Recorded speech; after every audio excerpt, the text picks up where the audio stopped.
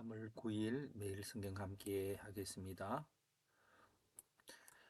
첫 번째 문단입니다. 예수님께서 마르다에게 네가 나를 믿으면 하나님 영광을 볼 것이라고 했습니다. 예수님께서 비통히 여기셨습니다. 근데 마르다는 이제 돌을 옮겨 놓으라는 말에 죽은 지 나흘이려 냄새가 난다고 옮겨 놓을 필요가 없다라는 의미입니다. 예수님께서는 아버지께 감사했습니다. 근데 감사의 내용은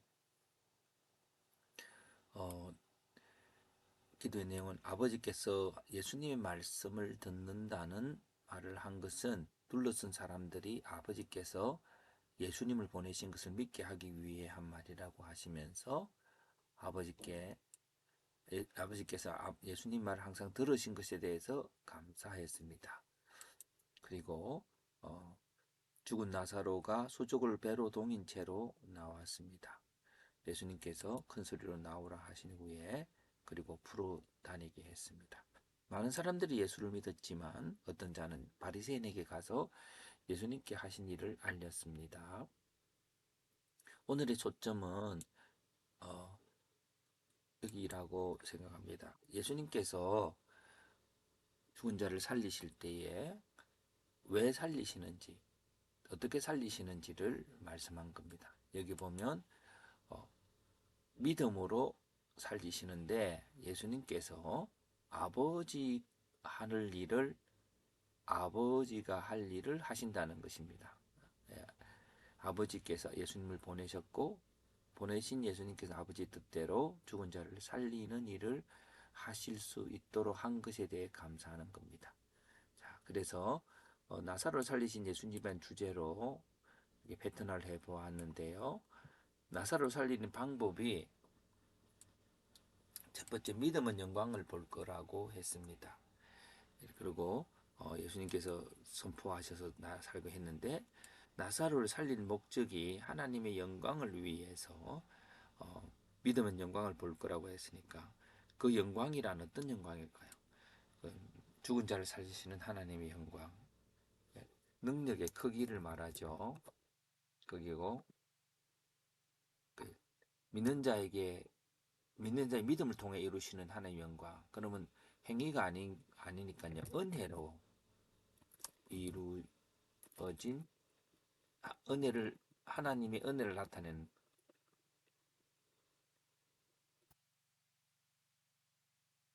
거죠. 그 영광이고.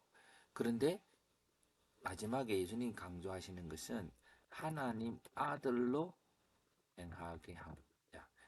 오늘 나사로의 죽음이 예수님의 단독적인 행동으로 해석할 어, 단독은 행동이지만 우리는 하나님의 아들 된 자로서 그리스도 안에서 우리도 이런 능력을 또 이런 은혜를 받았습니다. 그래서 우리도 믿음으로 죽은 자를 향하여 선포할 때에 육신의 죽은 자를 의미하는 것 이전에 오늘 우리에게 죄로 인하여 죽어 있는 많은 자들을 살리는 일을 우리가 하게 되는 것입니다.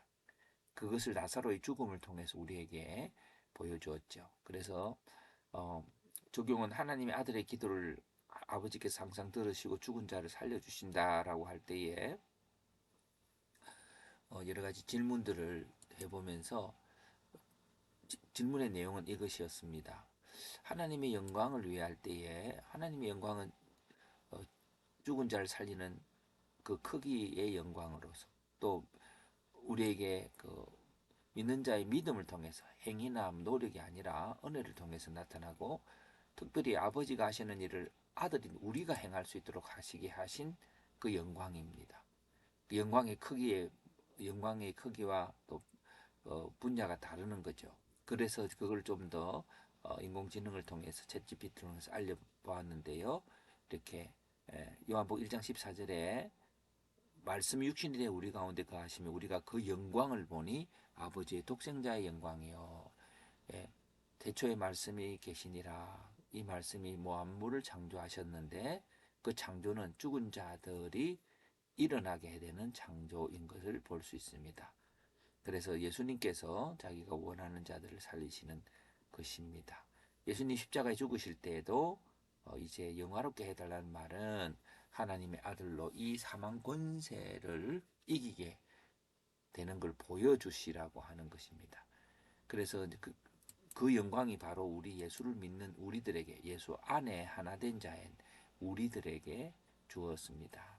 그래서 어, 하나님의 그 능력의 크기가 죽은 자를 살리는 거니까, 오늘 우리들은 육신의 죽음을 해석하면 육신의 죽음이란 아무런 의미가 없습니다.